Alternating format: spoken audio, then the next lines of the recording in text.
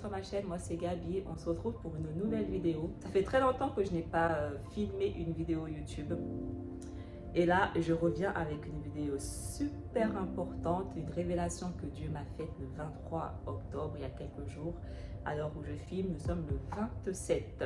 Le 23 octobre, je me suis réveillée, j'ai fait ma prière et après j'ai commencé à parler avec Dieu. Et là, d'un coup, j'ai eu une révélation. Dans cette révélation, je me suis dit, ah tiens, c'est marrant parce que au commencement, Adam et Ève se sont reposés pendant 1000 ans avec Dieu dans le jardin d'Éden, avant que le mal soit libéré sur terre et que Satan vienne s'installer. Et à la fin, l'inverse va se passer. On va vivre pendant 1000 ans avec Jésus. Après ces 1000 ans, Satan sera définitivement renvoyé, jeté dans la géhenne. Et en fait, quand j'ai eu cette révélation, je me suis dit, bon, je ne vais pas en parler parce que les gens vont me dire, mais ta révélation, ce n'est pas une révélation, c'est rien du tout. Et donc, du coup, je commence à dire à Dieu, Dieu, en tout cas, toutes les petites révélations que tu as, que les gens estiment petites ou pas importantes ou pas intéressantes, ou que c'est rien du tout, que les gens méprisent, que les gens ne veulent pas, moi, je les veux. Je disais, Dieu, donne-les-moi tous, donne-les-moi, n'hésite même pas une seule seconde parce que moi, je les veux. Je veux que tu me nourrisses de tous les petits détails possibles. Je veux tout savoir. Parce que un petit détail, une petite révélation, ce sont des petites pièces de puzzle qu'on assemble. Et une fois qu'elles sont toutes assemblées, on a le puzzle complet.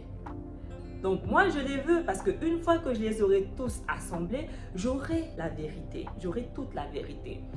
Et du coup, je parle comme ça à Dieu. Je dis, hey, moi, je prends tout, je prends tout. Le soir même, quand je m'en vais au lit, je vais sur YouTube et tout. Et là, la première vidéo qui apparaît en suggestion, c'est celle d'une fille que, certes, j'ai déjà vu quelques vidéos d'elle, mais je ne la suivais pas forcément sur YouTube. Et elle parlait du sabbat. En fait, elle repartageait la vidéo de Robert Richmond où il révélait toute la vérité sur le sabbat. Parce qu'elle-même, elle n'avait pas cette vérité parce qu'elle croyait que le sabbat, c'était samedi. Tout comme moi. Tout comme moi. Je pensais que le 7e jour, c'était samedi. Donc, je me suis dit, logiquement, le sabbat, c'est le samedi. Et l'esprit m'a poussé à regarder. Et là, en regardant, direct, je comprends que c'est Dieu qui me guide. Je comprends direct que c'est Dieu qui, limite, me répond à ce que je lui ai demandé le matin même. Sur donne-moi tous les petits détails que les gens méprisent.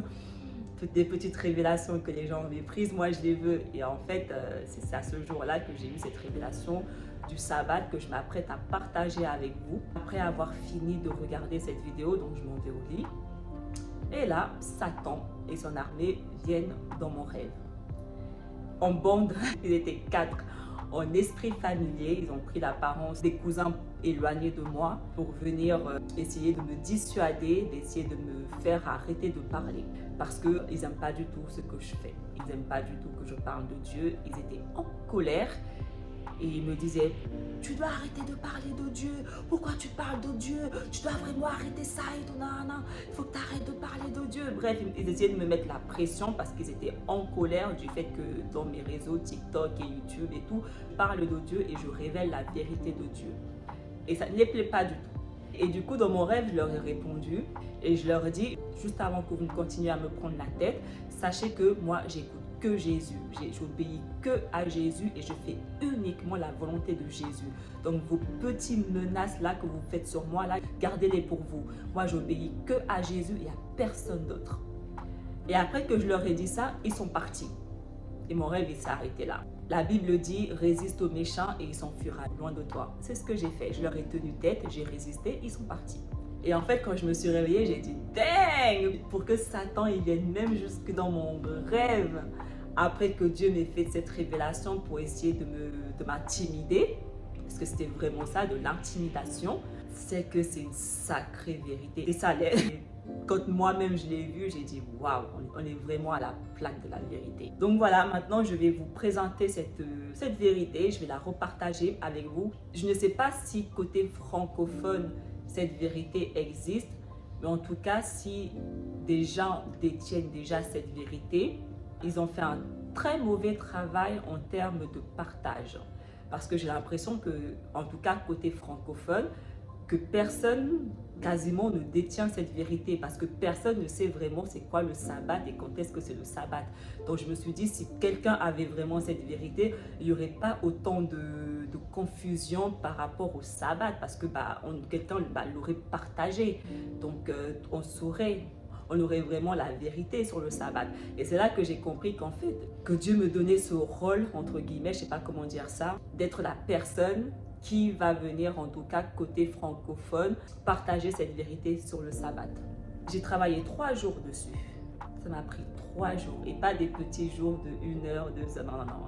Des longues journées de 10 heures par jour sur cette vidéo. Parce que je l'ai retraduit, j'ai la chance de pouvoir être bilingue anglais-française et c'est pas donné à tout le monde. C'est une vidéo américaine. Donc Dieu m'a vraiment mis cette charge d'être la personne qui va retraduire en français et repartager cette vérité en français. Et au début, j'ai essayé un peu de bâcler ça et tout. Et Dieu me disait parce que genre le 2e jour, je voulais déjà la filmer et Dieu me disait c'est pas bon, c'est pas bon. Dieu me disait littéralement ce n'est pas bon. Travaille plus dessus, travaille plus dessus.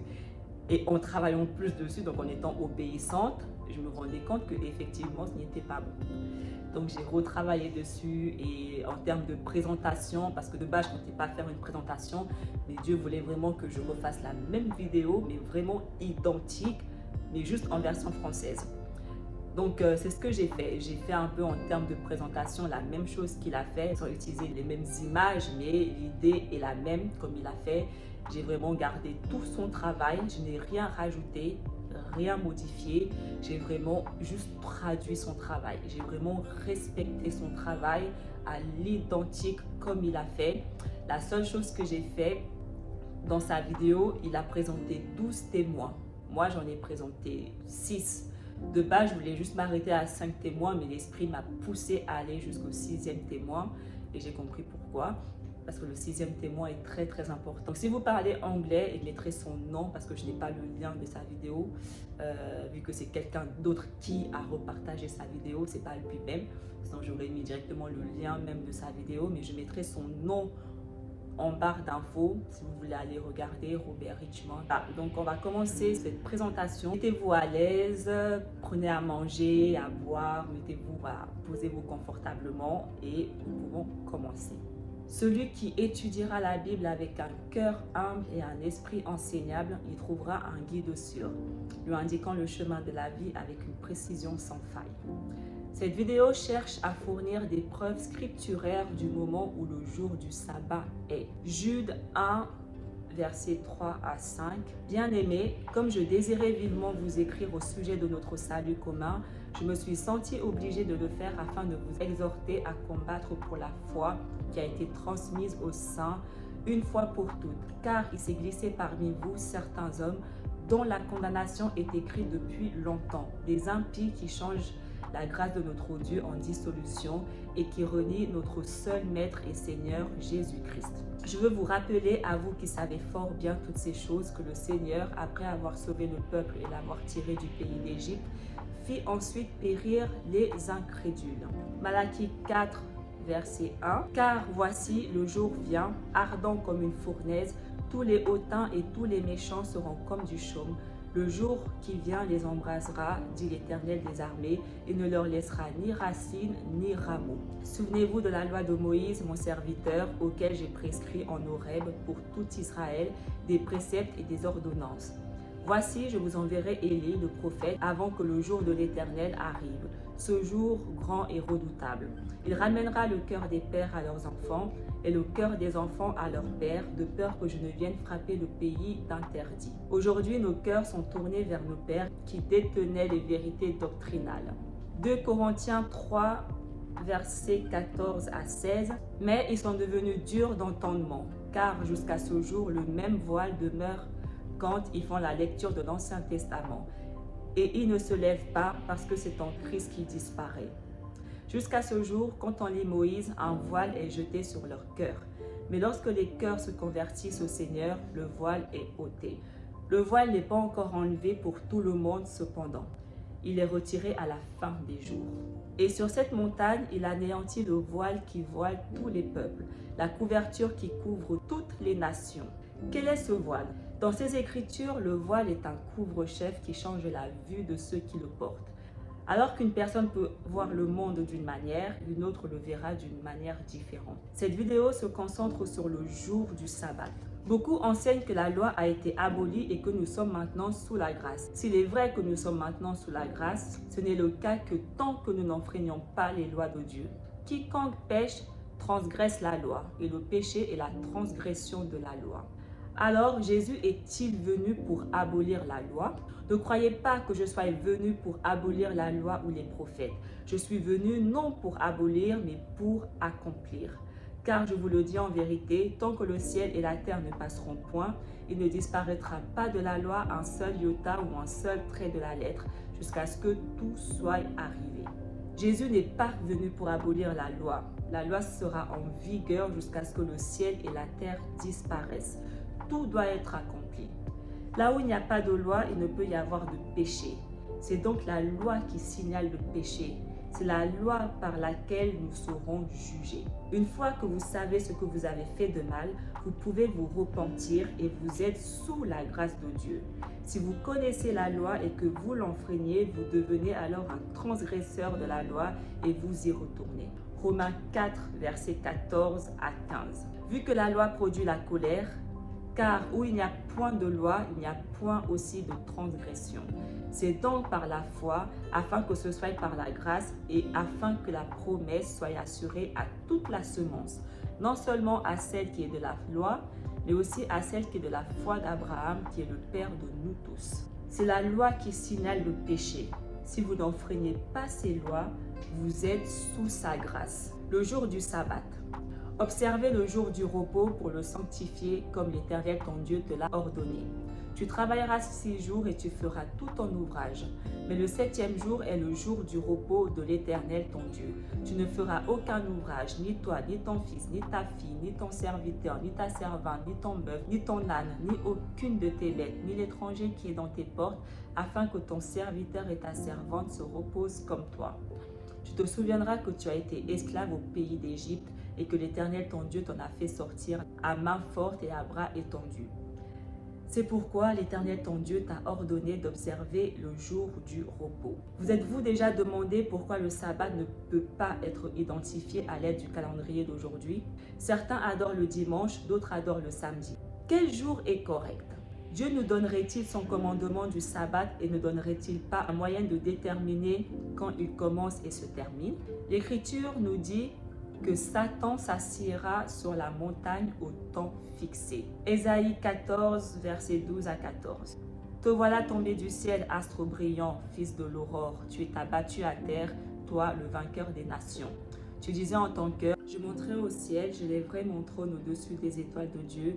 Je m'assirai sur la montagne de l'assemblée, à l'extrémité du septentrion. Je monterai sur le sommet des nues, je serai semblable au très haut. Cette présentation ne couvrira qu'un des temps fixés sur lesquels Satan a dit qu'il s'assiera. Mais qu'est-ce qu'un temps fixé? Lévitique 23 fournit une liste des temps fixés.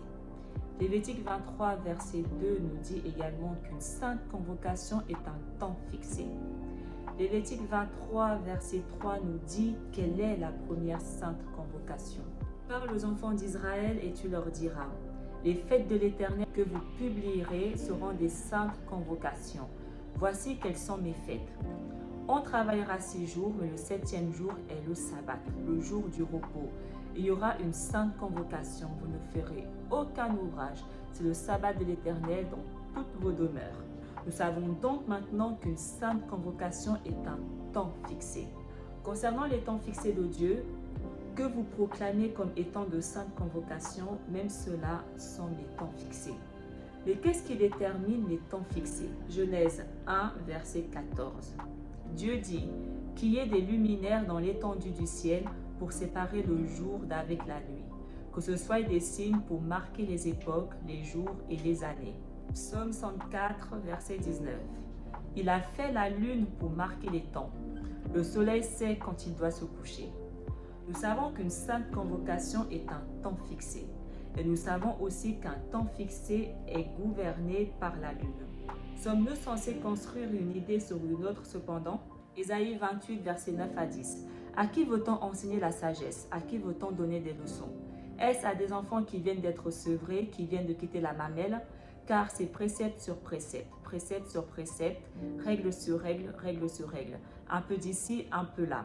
Le jour du sabbat étant gouverné par les cycles de la lune peut être une nouveauté pour beaucoup. La question que l'on doit se poser à ce point est, est-ce que les Écritures soutiennent cela? Jetons un coup d'œil. Témoin du sabbat dans l'Écriture. Le premier témoin. Les Israélites étaient sur le point de quitter l'Égypte et Dieu dit à Moïse. Exode 12, verset 2. Ce mois-ci sera pour vous le premier des mois. Il sera pour vous le premier des mois de l'année. Le 14e soir du mois, il devait tuer l'agneau de Pâques. Vous le garderez jusqu'au 14e jour de ce mois où toute l'assemblée d'Israël le sacrifiera au coucher du soleil.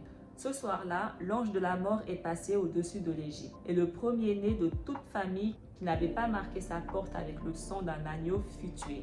Cela devait se refléter sur la crucifixion de Jésus où lui, le premier-né, devait être sacrifié. Le sang des agneaux n'aurait plus besoin d'être fourni car il était l'agneau offert en sacrifice pour le monde.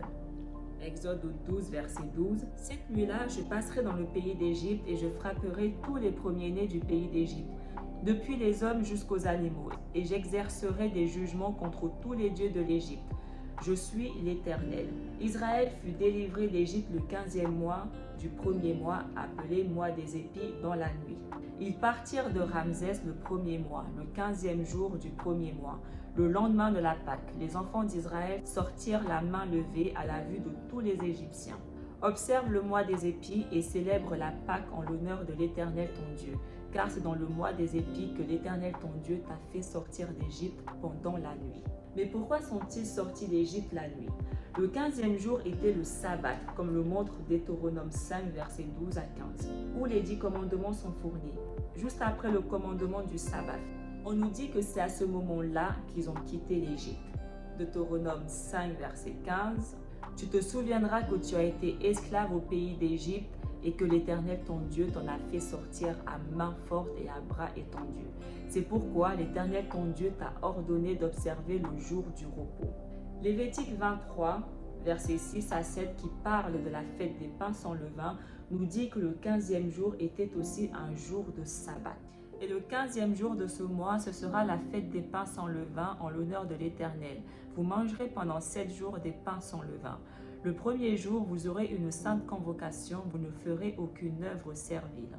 Et quelle est la première sainte convocation dans Lévitique 23? On travaillera 6 jours, mais le 7e jour est le sabbat, le jour du repos. Il y aura une sainte convocation, vous ne ferez aucun ouvrage, c'est le sabbat de l'Éternel dans toutes vos demeures. Les sabbats sont tombés les jours suivants du mois où ils quittèrent l'Égypte. Les jours de ce mois tombaient dans l'ordre suivant. Ces jours sont répertoriés comme la fête des pains sans levain. Le deuxième témoin. Les Israélites se plaignaient d'avoir faim le 15e jour du 2e mois. Toute l'assemblée des enfants d'Israël partit d'Élim, et ils arrivèrent au désert de Sin, qui est entre Élim et Sinaï, le 15e jour du second mois après leur sortie du pays d'Égypte. Le soir, il survint des cailles qui couvrirent le camp, et au matin, il eut une couche de rosée autour du camp. Quand cette rosée fut dissipée, il y avait à la surface du désert quelque chose de menu comme des grains, quelque chose de menu comme la gelée blanche sur la terre. Le soir était le 15e jour, le matin était le 16e jour. Et les fils d'Israël les virent et se dirent les uns aux autres, « C'est de la manne », car ils ne savaient ce que c'était.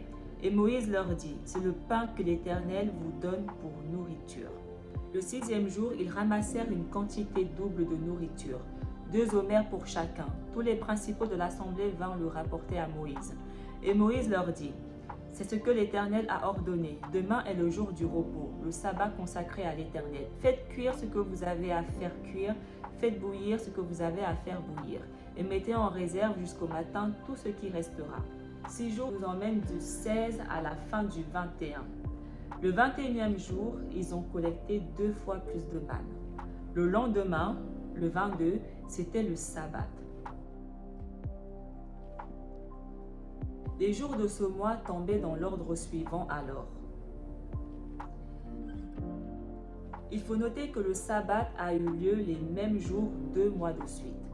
Cela n'est pas possible lorsque l'on utilise un calendrier répétitif de 7 jours, sauf si le premier mois était février. Le problème, c'est que ni février ni les années bissextiles n'existaient il y a 4000 ans.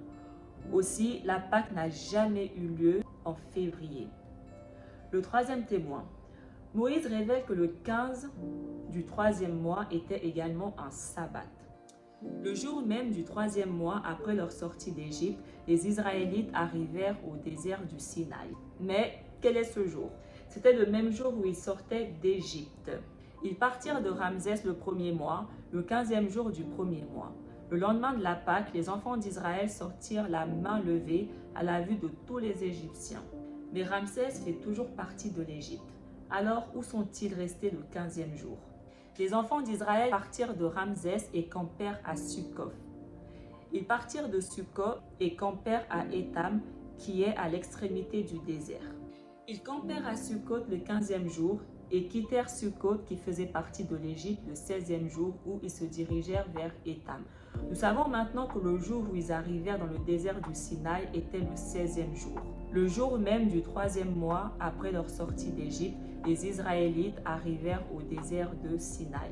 Et l'Éternel dit à Moïse, « Va vers le peuple, sanctifie-les aujourd'hui et demain, qu'ils lavent leurs vêtements, qu'ils soient prêts pour le 3e jour, car le 3e jour, l'Éternel descendra aux yeux de tout le peuple sur la montagne de Sinaï. » Cela fait du 3e jour le 18, le premier jour étant le 16. Si le 16 était le premier jour, les jours de sabbat tombaient également les 8e, 15e, 22e et 29e jours. 2 Corinthiens 13. Je vais venir chez vous pour la 3e fois. Toute l'affaire se réglera sur la déclaration de 2 ou de 3 témoins. Je viens de vous présenter 3 témoins. Et sûrement, si c'était vrai, il serait mentionné dans plus de 3 témoins dans l'Écriture. Tous les exemples dans l'Écriture montrent les sabbats exactement les mêmes jours. Présentés maintenant sont 3 autres exemples tirés des Écritures. Le 4e témoin. Jésus a été crucifié le 14e jour du mois des épis. C'était le soir où l'agneau de Pâques a été sacrifié. Jésus était le dernier agneau de Pâques, donnant sa vie pour que nous vivions. Pilate a envoyé Jésus pour être crucifié à Pâques. Jean 19, versets 14 à 15. C'était le vendredi de la semaine de fête pascale. Vers midi, Pilate dit aux Juifs, « Voici votre roi. » Mais ils se mirent à crier, « À mort, crucifie-le. C'est votre roi. Est-ce que je dois le crucifier ?» répondit Pilate. Les chefs des prêtres répliquèrent, « Nous n'avons pas d'autre roi que César. » Alors Pilate le leur livra pour qu'ils soient crucifiés. Le lendemain devait être le sabbat. Alors Joseph d'Arimathée demanda le corps de Jésus. Marc 15, versets 42-43. Déjà, le soir tombait. Or, c'était le jour de préparation, c'est-à-dire une veille de sabbat. Joseph d'Arimathée était un membre estimé du Conseil supérieur des Juifs. Il vivait lui aussi dans l'attente du règne de Dieu. Il prit une décision courageuse et alla trouver Pilate pour lui demander le corps de Jésus. Le lendemain devait être le premier jour de la semaine. Matthieu 28, verset 1. Après le sabbat, à l'aube du premier jour de la semaine, Marie de Magdala et l'autre Marie allèrent voir le sépulcre. Mais l'ange prit la parole et dit aux femmes, « Pour vous, ne craignez pas, car je sais que vous cherchez Jésus qui a été crucifié. Il n'est point ici, il est ressuscité comme il avait dit. Venez, voyez le lieu où il était couché. » Le premier jour de la semaine est appelé les prémices. Josué 5, versets 10 à 12. Pendant que les Israélites campaient à Kilgal, ils célébrèrent la Pâque le soir du 14e jour du mois dans les plaines de Jéricho. Le lendemain, ils mangèrent des produits du pays, des pains sans levain et des épis grillés. À partir du lendemain de ce jour-là, la manne cessa de tomber puisqu'ils pouvaient se nourrir des produits du pays. Il n'y eut plus de manne pour les Israélites qui vécurent des productions du pays de Canaan cette année-là.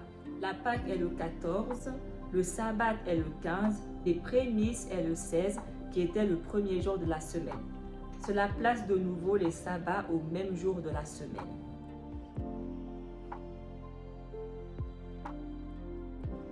Le 5e témoin.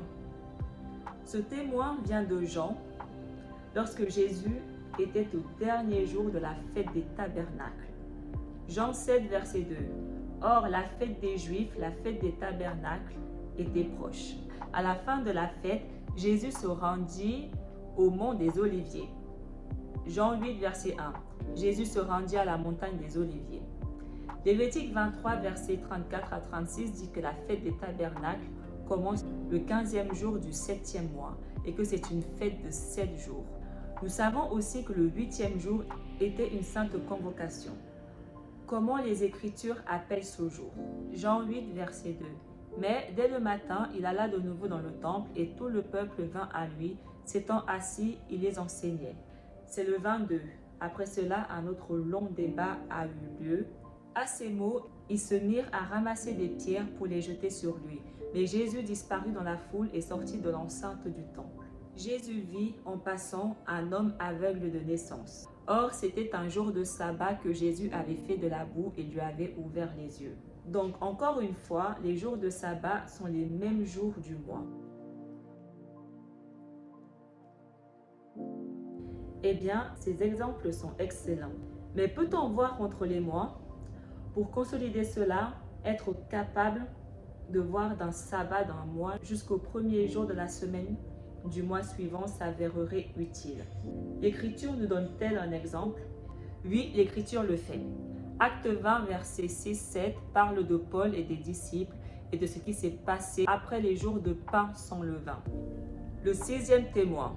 Pour nous, après les jours des pains sans levain, nous nous embarquâmes à Philippe et au bout de 5 jours, nous les rejoignîmes à Troas où nous passâmes 7 jours. Le premier jour de la semaine, nous étions réunis pour rompre le pain. Paul, qui devait partir le lendemain, s'entretenait avec les disciples et il prolongea son discours jusqu'à minuit. La fête des pains sans levain se termine le 21 du mois des épis. Paul a mis 5 jours pour arriver à Troas. Après la fête, il est ensuite resté 7 jours. Les disciples se réunirent ensuite le premier jour de la semaine. Voyons si nous pouvons faire fonctionner cela en utilisant le calendrier d'aujourd'hui. La fête des pains sans levain se termine le 21 du mois des épis. Paul a mis 5 jours pour arriver à Troas. Il est ensuite resté 7 jours. Ce n'est pas le premier jour de la semaine. Cette version du calendrier ne peut pas être correcte. Et si nous positionnons d'abord le premier jour de la semaine et travaillons en arrière? Donc, Paul est resté 7 jours. Il a mis 5 jours pour arriver à Troas. Et la fête des pains sans levain se termine le 21 au mois des épis. Jusqu'à présent, cela semble fonctionner. Cependant, le 10 du mois des épis n'est jamais un sabbat dans les Écritures. C'est toujours un jour de travail car il récupérait l'agneau ce jour-là pour la Pâque. Le 8, 15, 22, 29, qui étaient aussi des jours de sabbat, ne sont pas les bons jours. Comment savons-nous qu'il s'agissait des sabbats? Marc 15, 42. Déjà le soir tombait, or c'était le jour de préparation, c'est-à-dire une veille de sabbat. Si le 15 étant un sabbat, les 8e, 22e et 29e jours étaient aussi des sabbats. Mais peut-on avoir un sabbat et un grand sabbat dans la même semaine? Pas à moins que les Écritures ne le montrent. Et il n'y a pas de sabbat affiché ces jours-là. Il est également montré que le 16 est le premier jour de la semaine dans les Écritures, Matthieu 28, verset 1. Après le sabbat, à l'aube du premier jour de la semaine, Marie de Magdala et l'autre Marie allèrent voir le sépulcre. Cette version du calendrier ne peut pas être correcte. Le calendrier qui utilise la lune pourrait-il être le bon calendrier? La fête des pains sans levain se termine le 21 des mois des épis. Paul a mis 5 jours pour arriver à Troas. Il est ensuite resté 7 jours. Ce qui nous amène au premier jour de la semaine.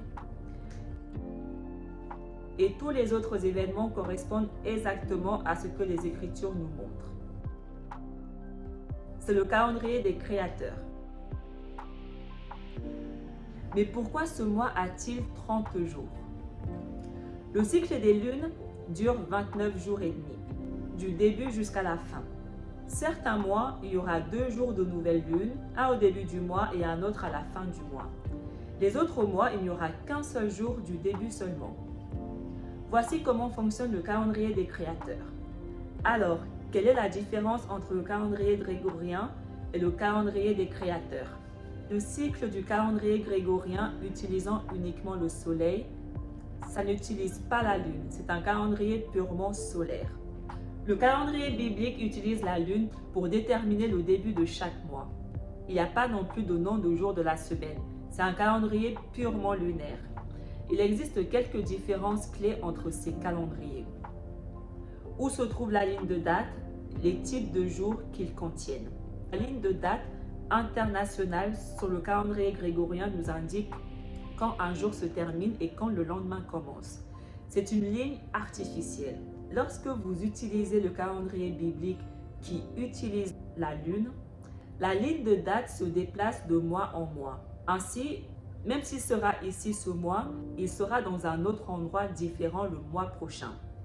Cela est dû au fait que le cycle de la lune dure 29 jours et demi. Alors pourquoi est-ce important de le souligner? Le jour du sabbat ne peut pas correspondre au calendrier grégorien car les jours de la semaine ne seront jamais en accord. L'autre différence réside dans les types de jours qu'ils contiennent. Le calendrier grégorien comporte 2 types de jours. 6 jours de la semaine, 1 jour de sabbat. Le calendrier biblique comporte 3 types de jours. 6 jours ouvrables, des jours de sabbat, des jours de nouvelle lune. On le voit dans Ézéchiel 46, verset 1. Ainsi parle le Seigneur l'Éternel. La porte du pavis intérieur du côté de l'Orient restera fermée les 6 jours ouvriers, mais elle sera ouverte le jour du sabbat. Elle sera aussi ouverte le jour de la nouvelle lune. Et surtout, cela ne viole pas les 10 commandements. Pourquoi? Le jour de la nouvelle lune ne fait pas partie des jours qui y sont répertoriés. Exode 20, versets 8 à 11. Souviens-toi du jour de repos pour le sanctifier. Tu travailleras 6 jours et tu feras tout ton ouvrage. Mais le 7e jour est le jour du repos de l'Éternel ton Dieu. Tu ne feras aucun ouvrage, ni toi, ni ton fils, ni ta fille, ni ton serviteur, ni ta servante, ni ton bétail, ni l'étranger qui est dans tes portes. Car en 6 jours l'Éternel a fait les cieux, la terre et la mer, et tout ce qui est contenu, et il s'est reposé le 7e jour. C'est pourquoi l'Éternel a béni le jour du repos et l'a sanctifié. Le jour de la nouvelle lune est considéré comme le premier jour de chaque mois. Les sabbats ne peuvent donc tomber que le 8, le 15, le 22 et le 29e jour. Devons-nous encore observer le sabbat? De l'Ancien Testament, Exode 31, verset 12-14. L'Éternel parla à Moïse et dit: Parle aux enfants d'Israël et dis-leur, vous ne manquerez pas d'observer mes sabbats, car ce sera entre moi et vous et parmi vos descendants un signe auquel on connaîtra que je suis l'Éternel qui vous sanctifie. Vous observerez le sabbat, car il sera pour vous une chose sainte. Celui qui le profanera sera puni de mort. Celui qui fera quelque ouvrage ce jour-là sera retranché du milieu de son peuple. Notre Père Céleste nous donnerait-il le commandement d'observer ces jours de sabbat et ne nous fournirait-il pas un moyen de calculer quand ce jour arrive? Il a fourni cette information dans les Écritures. Satan a essayé de cacher le jour de sabbat en utilisant le calendrier romain. Satan a changé la loi en permettant à l'homme de penser qu'il n'a pas besoin d'observer ces jours de sabbat. Daniel 7, verset 25. Il prononcera des paroles contre le Très-Haut. Il opprimera les saints du Très-Haut et il espérera changer les temps et la loi.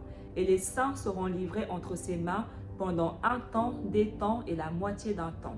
Ésaïe 14, verset 12-14. Te voilà tombé du ciel, astre brillant, fils de l'aurore. Tu es abattu à terre, toi, le vainqueur des nations. Tu disais en ton cœur, je monterai au ciel, j'élèverai mon trône au-dessus des étoiles de Dieu, je m'assirai sur la montagne de l'assemblée, à l'extrémité du septentrion. Je monterai sur le sommet des nues, je serai semblable au Très-Haut. Dans le Nouveau Testament, certains disent que Jésus a aboli le sabbat, mais qu'a-t-il dit à ce sujet? Ne croyez pas que je sois venu pour abolir la loi ou les prophètes. Je suis venu non pour abolir, mais pour accomplir. Car je vous le dis en vérité, tant que le ciel et la terre ne passeront point, il ne disparaîtra pas de la loi un seul iota ou un seul trait de lettre jusqu'à ce que tout soit arrivé. Est-ce que le ciel et la terre sont passés? Qu'est-ce que tu enseignes? Celui donc qui violera l'un de ces plus petits commandements et qui enseignera aux autres à faire de même sera appelé le plus petit dans le royaume des cieux. Mais celui qui les mettra en pratique et les enseignera aux autres, celui-là sera appelé grand dans le royaume des cieux. En effet, je vous le dis, si votre justice ne dépasse pas celle des spécialistes de la loi et des pharisiens, vous n'entrerez pas dans le royaume des cieux. Mais le jour de sabbat n'est-il pas seulement réservé aux Juifs? Marc 2, versets 27 à 28. Puis il leur dit, le sabbat a été fait pour l'homme et non l'homme pour le sabbat, de sorte que le Fils de l'homme est maître même du sabbat. Nier le jour du sabbat, c'est de dire que Jésus n'est pas le Seigneur du sabbat, car il n'existe pas. Le jour du sabbat a été observé même après sa crucifixion, le premier le lendemain de sa mort. De nombreux autres versets montrent également que le sabbat est observé après sa résurrection. Il montre aussi que la loi est toujours en vigueur. Acte 13, versets 14 à 15. De Perge, ils poursuivirent leur route et arrivèrent à Antioche de Pisidie. Étant entrés dans la synagogue le jour de sabbat, ils s'assirent. Après la lecture de la loi et des prophètes, les chefs de la synagogue leur envoyèrent dire « Hommes frères, si vous avez quelque exhortation à adresser au peuple, parlez. » L'apôtre Paul a observé continuellement le jour du sabbat après la résurrection de Jésus. Pourquoi quelqu'un d'aussi proche de Jésus ferait-il quelque chose qui n'était plus nécessaire? Acte 13, verset 27. En effet, les habitants de Jérusalem et leurs chefs n'ont compris ni les paroles des prophètes, ni qui était ce Jésus. Ils l'ont condamné, mais par là même, ils ont accompli sans le savoir les prophéties qui sont lues chaque sabbat. Paul y entra, selon sa coutume, pendant 3 sabbats. Il discuta avec eux d'après les Écritures. Il n'y a aucune mention dans l'Écriture de la suppression du jour du sabbat. Malachie 3, verset 6. « Car je suis l'Éternel, je ne change pas. » Malachie continue en nous parlant du grand jour de Dieu. Malachie 4, verset 1. « Car voici le jour vient, ardent comme une fournaise. Tous les habitants et tous les méchants seront comme du chaume. Le jour qui vient les embrasera, dit l'Éternel des armées. Il ne leur laissera ni racines ni rameaux. Souvenez-vous de la loi de Moïse, mon serviteur, auquel j'ai prescrit en Horeb pour tout Israël des préceptes et des ordonnances. » Malachie nous dit aussi ce qui se passera à cette époque. « Voici, je vous enverrai Élie, le prophète, avant que le jour de l'Éternel arrive. Ce jour grand et redoutable. Il ramènera le cœur des pères à leurs enfants et le cœur des enfants à leurs pères, de peur que je ne vienne frapper le pays d'interdit. » Comme je viens de le prouver, de vous le montrer, le sabbat doit être respecté. Des personnes qui enseignent l'inverse, qui enseignent que Jésus est venu supprimer le sabbat, c'est un grand mensonge. Jésus, de sa propre bouche, il nous dit « Je ne suis pas venu abolir les lois, mais les accomplir. Et tant que la terre et le ciel existeront, ne passeront point, il ne s'enlèvera pas une seule lettre des lois de mon Père. » Pour faire un résumé de ce jour du sabbat, Dieu, dans la Bible, nous dit d'observer les nouvelles lunes. Parce que c'est en fonction de la lune que nous savons quand est-ce que le jour du sabbat tombe en fait. Donc, on sait que la nouvelle lune, c'est tous les premiers du mois. Donc, le jour où ça tombe, on sait que tous les jours de ce mois-là seront les jours de sabbat. Parce que tous ces jours-là, donc le 8, le 15, le 22 et le 29, seront toujours alignés au premier du mois. Donc, ces jours-là sont les jours du sabbat que nous devons absolument respecter. Et comme on a vu, ces jours-là varient tous les mois. Dieu lui-même nous a dit ces jours de sabbat. Lui-même nous donne ces jours de sabbat dans les Écritures. Il faut juste comprendre les Écritures. Ce n'est pas donné à tout le monde. C'est Dieu qui révèle. Mais là, il est justement en train de nous révéler parce que comme la Bible nous dit, à la fin des temps, le voile qui couvrait les nations sera enlevé. Et là, nous sommes à la fin des temps. Donc ce voile, Dieu est en train de nous l'enlever. Satan est venu tout changer pour essayer de nous induire en erreur. Toutes les personnes qui ne vont pas recevoir cette vidéo, qui ne vont pas y croire, je suis désolée pour vous, c'est la vérité de Dieu. Donc si vous ne recevez pas, c'est que vous n'êtes juste pas destiné à recevoir. Là, franchement, c'est l'heure du discernement. Nous sommes à la fin des temps. Donc, si vous recevez, vous êtes destiné. Amen, gloire à Dieu. Et si vous ne recevez pas et que votre cœur s'endurcit, c'est que vous n'êtes juste pas destiné à recevoir. Donc, je ne ferai absolument aucun débat avec qui que ce soit là-dessus. Cette vérité doit être connue. Moi, j'ai fait ma part du travail pendant des jours et des heures pour vous présenter cette vérité. À vous maintenant de faire votre part de travail en la partageant au maximum. Likez, commentez, partagez afin d'aider l'algorithme YouTube justement à suggérer ma vidéo aux autres et partager au maximum afin que la vérité de Dieu soit connue. Cette vérité que Satan a essayé de me faire taire et a essayé de cacher pendant des milliers d'années, mais que Dieu maintenant est en train de révéler à ses enfants. Donc partagez au maximum cette vérité et soyez bénis si vous avez reçu. C'est tout pour cette vidéo. J'espère que ça vous a plu, que ça vous a aidé. On se retrouve bientôt pour des nouvelles révélations de Dieu, j'espère. Abonnez-vous pour rien manquer. Chaque personne qui va regarder et recevoir cette vidéo doit absolument la partager. C'est votre travail. Nous devons tous travailler. J'ai travaillé, maintenant c'est à vous de travailler. Tu mets un j'aime, tu commentes j'ai reçu et tu partages. Prenez soin de vous et à bientôt pour une nouvelle vidéo.